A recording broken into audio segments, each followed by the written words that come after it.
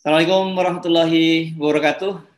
Senang sekali saya Arsuna Arif dari Forum News Network bisa mengajak Anda kembali menemui manusia merdeka, Bung Said Didu. Halo Bung Said Didu, Assalamualaikum. Waalaikumsalam warahmatullahi wabarakatuh. Ini satu persatu prediksi Anda. Saya tidak akan menyebut ramalan lah. Prediksi Anda sudah mulai terbukti ya. Kemarin itu soal bandar infrastruktur angkrak mulai dari bandara di Kertajati yang sudah berubah jadi bengkel gitu. Dan ini baru saja laporan keuangan sejumlah BUMN karya melaporkan kerugian, dan salah satu yang paling gede ini berkaitan dengan jalan tol ya. Waskita Karya ini 7,4 triliun. Dahsyat juga ini Bung Said Didu ya. Saya pikir 2019 kita udah ngobrol sama Mas Hersu di channel ini juga, bahwa ini 2021 adalah tahun panen proyek mangkrak, proyek infrastruktur mangkrak. Dan kita memang sudah perkirakan yang akan rontok pertama pasti Waskita. Nah, perlu saya jelaskan kenapa sih ini terjadi, supaya publik paham. Kita tahu jalan tol sebenarnya ini dirancang tahun 96-97. Lintas Sumatera Jawa. Itu 96-97. 98 awal itu sudah 97 selesai semua dilelang, dan itu sudah seluruh ruas Sumatera Jawa itu sudah dibagi-bagi oleh pemenang lelang. Sudah dibagi-bagi, maksudnya sudah ruas ini milik siapa. Kemudian kena krisis 98, berhenti ya, pembangunan jalan tol. Kemudian 2004 itu dilakukan evaluasi kenapa tidak jalan. Saya kebetulan termasuk yang dalam tim evaluasi itu. Yang menarik, ada perusahaan yang menang tender jalan tol, kan dulu di tender jalan tol itu, UAS, itu belum terdaftar di Kumham perusahaannya. Jadi betapa dulu lelangnya juga tidak prudent sama sekali. Nah, kita benahi sampai 2005.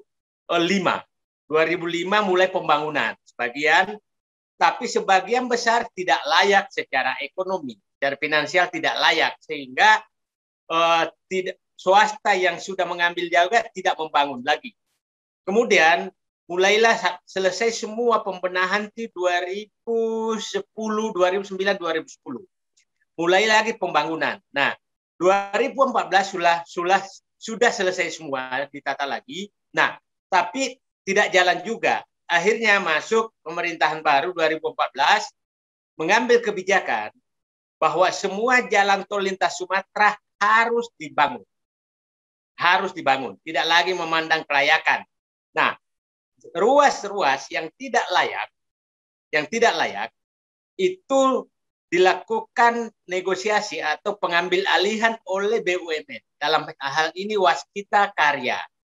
Kenapa Waskita Karya? Karena Waskita Karya itu BUMN saat itu belum TBK, jadi masih 100% sahamnya oleh pemerintah. Nah, 2014-2015 itu ada kebijakan memberikan penyertaan modal kepada Waskita untuk membangun jalan tol untuk menutupi ketidaklayakan. Itu bagus kebijakan itu. 2016 kebijakan itu berhenti. Tidak ada lagi penyertaan modal negara ke Waskita. Sehingga Waskita membangun jalan tol lintas Sumatera dan Jawa atas modal sendiri dengan mengutang, padahal tidak layak. Oke? Nah, itulah menyebabkan utangnya bertambah, dan memang perkiraan saya utang itu jatuh tempo sekitar tahun 2021. Tahun ini 2020 jatuh tempo. Dan dulu saya perkirakan ini pasti akan panen di 2021 karena saya yakin tidak layak dan tidak ada lagi penyertaan modal negara.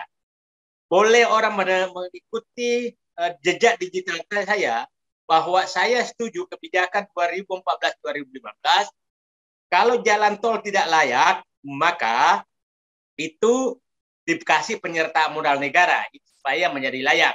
Tapi 2016 berhenti sementara pembangunan jalan. Dulu konsepnya adalah bahwa biarkan dulu dibangun, nanti dijual oleh waskita dengan untung yang cukup bagus.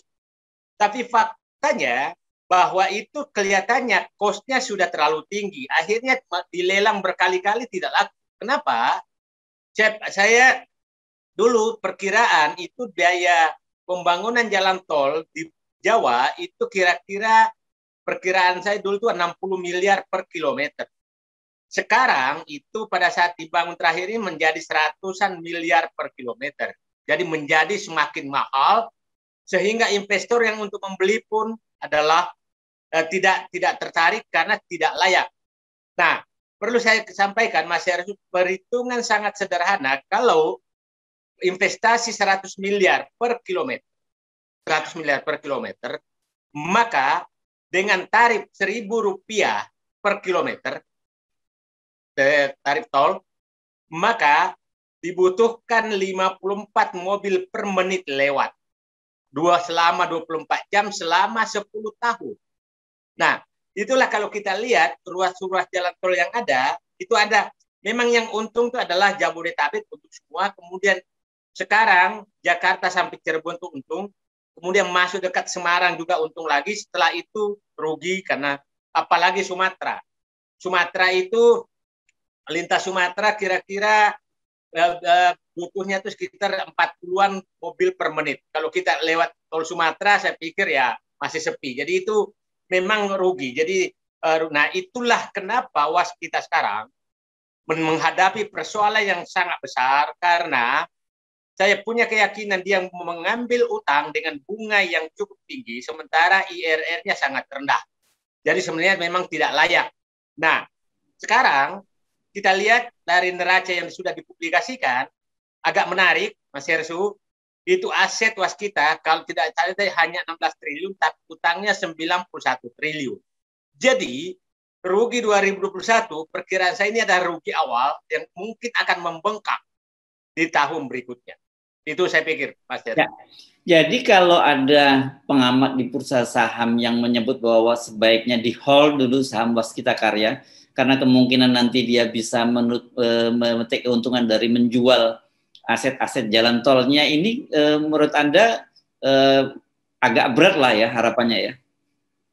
Saya melihat dengan kondisi seperti sekarang, kondisi perekonomian masif ini, kemungkinan untuk menjadikan untung, ini menjadikan ruas tol itu untung, saya agak pesimis. Agak pesimis karena waktu 3-5 tahun ke depan, balik modalnya saja susah. Nah, jadi kalau menurut saya, pemerintah ini harus turun tangan lagi dengan terpaksa memberikan penyertaan modal negara. Karena itu memang janjinya dulu. Janjinya dulu. Yang perlu kita tahu bahwa perlu nanti dianalisis ke depan, ruas-ruas tol yang dibeli dari swasta, kan ini sebagian dibeli dari swasta oleh waskita.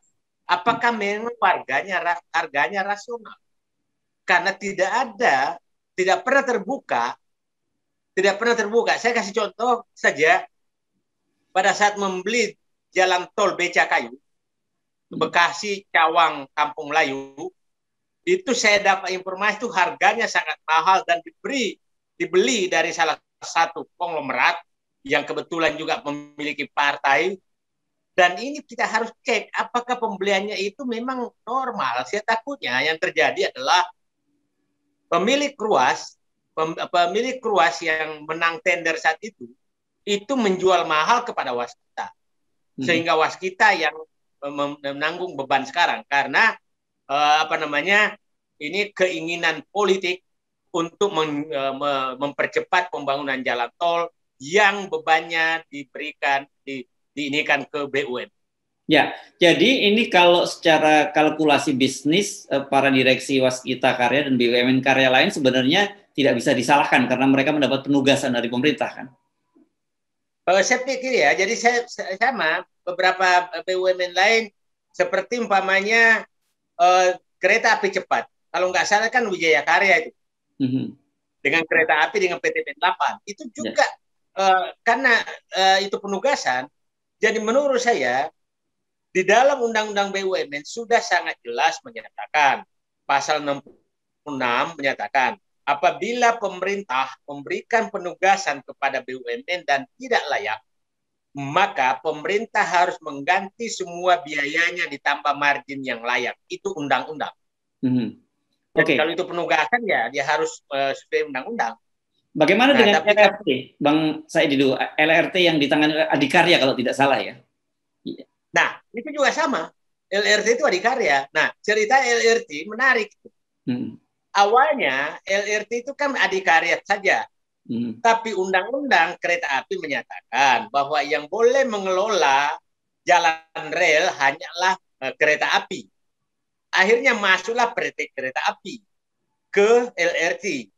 Tapi kereta api tidak punya uang, maka diberikan penyertaan modal negara. Dan saya pikir itu adalah calon proyek mangkrak berikutnya. Nanti kita tunggu neraca kereta api seperti apa, tapi kan dia bukan TBK. Oke. Nah, jadi ini jadi menggunakan istilah kemarin yang kita gunakan sebelumnya, ini Waskita Karya ini panen perdana ya untuk BUMN karya yang bakal mangkrak gitu ya? Ya, panen perdana kemarin kan Kertajati. Ini panen perdana BUMN karya untuk infrastruktur untuk darat, untuk infrastruktur darat. Ya. Yang BUMN karya itu apa saja yang kira-kira terancam mengalami problem yang sama dengan Waskita Karya itu? Saya kelihatannya yang ada penugasan itu Adikarya sedikit, Wijaya Karya sedikit. Tapi yang paling banyak memang adalah Waskita. Oke. Itu paling banyak. Nah, kita bisa melihat dengan mata telanjang memang satu memang seperti sejak awal dari sisi visibility study-nya kan tol Sumatera itu kalau sepanjang itu memang tidak cukup visible kan, ditambah lagi dalam situasi sekarang dengan pandemi ini kan, jadi artinya pukulannya berganda, jadi memang sudah tidak layak ditambah lagi pandemi, jadi hampir dipastikan Waskita Karya akan kesulitan untuk menjual itu ke pihak swasta. Saya pikir ya benar, itu kesulitan, ibarat orang punya penyakit jantung dan gula, kena COVID ya langsung susah sekali diobati, ini berat sekali. Nah, saya berharap betul bahwa pemerintah dengan penugasan ini harus menyelamatkan Waskita Karya. Nah, Waskita Karya, dan yang ikut juga bertanggung jawab adalah itu harus dilihat semua, dilihat semua siapa yang memberikan penugasan saat itu. Kita masih ingat, saya menghormati Pak Jonan dulu. Pak Jonan tuh 2 kali loh menolak pembangunan calon proyek mangkrak. Satu Bandara Kertajati dia tolak, dia tidak setuju sama sekali dibangun. Tahu-tahu masuk Budi Karya langsung dibangun. Oke. Dan pada peresmian pesawat presiden datang dan menyatakan meresmikan proyek mangkrak. Ternyata menjadi proyek mangkrak lagi. Kemudian dia juga menolak kereta api cepat, dan kita masih lihat Pak Jonan saat itu tidak datang pada saat presiden datang untuk meletakkan batu pertama. Jadi menurut saya, nah ini Menteri Perhubungan juga udah harus karena kalau jalan tol ini Menteri PU harus ikut bertanggung jawab ketidaklayakan tersebut. Jadi yang memberikan penugasan kepada jalan tol itu adalah Menteri PU, Badan Pengelola Jalan Tol, BPJT. Nah, itu menurut saya dia harus ikut bertanggung jawab atas penugasan kepada BUMN terhadap proyek yang tidak layak. Tapi seharusnya Menteri BUMN juga bertanggung jawab. Saya pikir Ibu Rini yang yang banyak sekali melakukan ini di periode pertama Pak Jokowi. Itu Ibu Rini yang melakukan ini, tapi Ibu Rini kita nggak tahu sekarang ada di mana. Nah, tadi Anda menyatakan bahwa satu, kalau dijual ke swasta juga mungkin swasta nggak ada yang mau karena tidak layak lah, secara keekonomian tidak layak. Kedua, kalau sekarang diharapkan satu-satunya jalan adalah pemerintah kembali melakukan penyertaan modal, sementara pemerintah sendiri sekarang sudah kesulitan. Jadi gimana jalan keluarnya tuh Bang Said itu? Nah, ini yang paling was-was saya. Saya takutnya ada negara yang ingin mengkooptasi Indonesia. Ya biasanya ini membeli walaupun rugi. Nah, itu yang saya was-was. Jadi, kita tahu negara yang biasa melakukan kooptasi seperti adalah Cina. Saya takutnya ada lobby ke sana untuk memilih jalan tol ini sehingga Cina akan menguasai jalan tol dan semua maunya dia nanti tarifnya berapa. Itu yang was-was saya. Karena sudah terpaksa gitu. Jadi menurut saya ini agenda yang harus kita perhatikan semua. Perhatikan semua, jangan sampai karena mangkraknya dan pemerintah tidak punya uang, BUMN bangkrut, maka diundanglah negara yang punya hobi menginvestasi infrastruktur di berbagai negara. Dalam hal ini Cina biasanya melakukan itu. Dan itu biasanya dibeli dengan murah kan? Dan bisa murah, bisa juga sesuai dengan ini kan, tujuannya bukan ekonomi saja, bukan ekonomi, tapi adalah kooptasi infrastruktur suatu negara. Nah, kemarin kalau tidak salah Presiden Jokowi baru saja meresmikan ruas tol Cinere ya, kalau nggak salah ya. Itu, nah kalau yang tadi Anda sebut untuk kawasan Jakarta ini, sekitar Jakarta ini prospektif ya, tidak cukup bisa menguntungkan walaupun situasinya seperti saat ini. Ada beberapa ruas tol yang nggak layak juga. Kalau yang Cinere ke bandara itu saya punya keyakinan itu juga agak masih berat layak karena itu mahal sekali, jalan tol mahal sekali. Jadi begini Mas Hersu, pembangunan yang diawali oleh keinginan politik dipastikan, saya katakan dipastikan itu harganya mahal, investasinya mahal. Kenapa? Karena berapapun, karena keinginan politik, berapapun itu pasti dibangun. Nah itulah saya ulangi kembali, kenapa itu keputusan politik terhadap pembangunan infrastruktur harus terakhir, harus diawali dengan perencanaan teknokratis, teknis, tidak boleh perhitungan teknis, ekonomi apa segala, baru masuk perhitungan keputusan birokratis. Ya. Apakah birokratis itu kalau keputusan teknokratis apakah layak atau laik, itu keputusannya. Kemudian dinaikkan menjadi keputusan birokratis. Apakah workable, bisa dikerjakan. Oke, baru naik ke keputusan politik, apakah acceptable secara politik. Nah, jangan perencanaan teknis keputusan politis. Kalau perencanaan teknis menjadi keputusan politis, maka itu pasti menyebabkan harga naik. Ya. Kalau saya lihat ini memang sebagian besar pasti keputusan politik, apalagi buat saya cukup mengherankan ada ruas tol yang sangat pendek begitu pun Presiden Jokowi sendiri yang datang meresmikan gitu. Jangan-jangan Presiden Jokowi itu tidak paham ada problem-problem serius seperti yang terjadi pada Waskita Karya, tapi yang terjadi buat beliau bahwa begitu beliau meresmikan jalan tol itu berarti pembangunan infrastruktur yang ingin beliau wariskan itu sudah terbukti. Ya, saya tidak terlalu ini. Masa sih Presiden tidak tahu? Kan muncul di media, kan ada tukang bacanya. Atau memang dia nggak mau baca. Kalau itu saya nggak tahu. Kalau Presiden itu harusnya tahu. Nggak lah. Mungkin ya udah nanti pikirkan kemudian mungkin. Tapi ini terus. Ya. Jadi artinya ini kita tinggal menunggu lagi untuk membuktikan prediksi Anda bahwa tahun 2019 lalu bakal bermunculan pada tahun 2021 ini ya. Ya saya sih ada agak was-was nih, kemungkinan akan muncul pelabuhan nih. Pelabuhan. Ada pelabuhan, saya paham bahwa itu sudah menghadapi persoalan karena pelabuhannya jadi nggak ada kapal yang datang. Oke, ya. Baik, Bung Saididum, mudah-mudahan kalau saya selalu berharap prediksi Anda itu tidak terbukti. Saya juga berharap prediksi saya ini diantisipasi dan diperbaiki. Jadi bukan seperti ini. Ya, gitu loh. Baik. Tapi prediksi jangan diabaikan. Ya. Baik, terima kasih Bung Saididum. Assalamualaikum warahmatullahi wabarakatuh.